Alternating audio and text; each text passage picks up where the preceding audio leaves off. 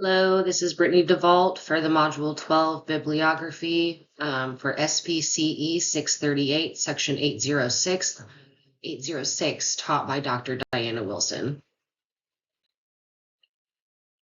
So I'm touching upon diversity and cultural barriers, the relevance. We have E3 to develop and maintain competence by engaging in professional development activities. I researched common demographics for my service area to increase my cultural competence. H3, selecting socially valid alternative behavior to be established or increased when a target behavior is to be decreased. What would be socially valid for me may not be socially valid in another culture, so reading about relevant demographics in my area can enhance my service delivery. Next, we have F2, identify and integrate relevant cultural variables in the assessment process. Making myself aware of cultural variables is key to identifying what is relevant. F8, interpreting assessment data to identify and prioritize socially significant, client-informed, and culturally responsive behavior change procedures and goals. Again, bringing awareness of other cultures as to what exactly socially significant would mean to families of diverse backgrounds versus my background. And then E9, engage in cultural humility in service delivery and professional relationships, learning how to engage in cultural humility through self-assessment measures. So the articles we'll cover are ignorance and cultural diversity, the ethical obligations of the behavioral analyst, amour and social stigma, ASD beliefs among immigrant Mexican parents, and then quality versus quantity, the role of socioeconomic status on parent-reported service knowledge, service use, unmet service needs, and barriers to service use. So the first one, ignorance and cultural diversity. What I learned, this is a quote pulled from the article and I loved it.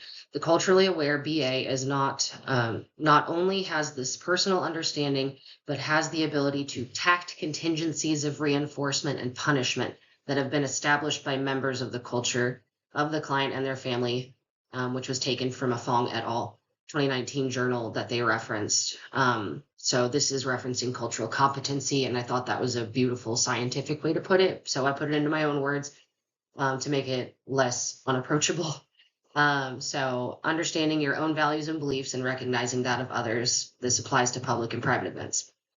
They elaborated on culpable versus non-culpable forms of ignorance when it came to cultural competency. We obviously will always have lapses in what we know, but actively choosing to opt out of learning about a culture versus being blithe to a lack of knowledge holds a hefty amount of weight if discrimination occurs. And the key takeaway, always be actively pursuing new knowledge, be that with open-ended questions or seeking out relevant and reputable sources of information. Next, amour and social stigma. What was learned? Child rearing is largely based upon social politeness and acting appropriately in public for this population, which when large feelings happen in public, Hispanic mothers are more likely to feel judged as being a bad parent. Latinos tend to underutilize mental health services in general, and then diagnoses can sometimes be rooted in religion. Their ASD child may be a gift, a test, or even a punishment from God.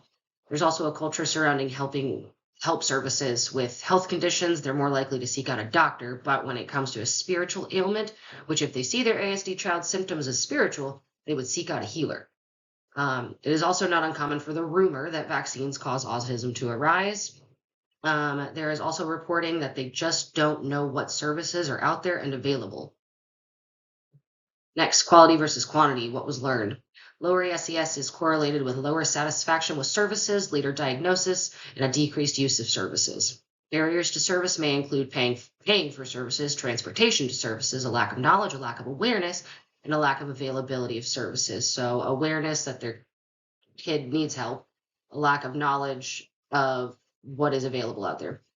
Interestingly enough, it was the high SES families that cited cost as being a barrier to services, since private insurance does not pay for behavioral health services the way that like Medicaid would. And then since their income went over the threshold for grants, they couldn't get extra funding.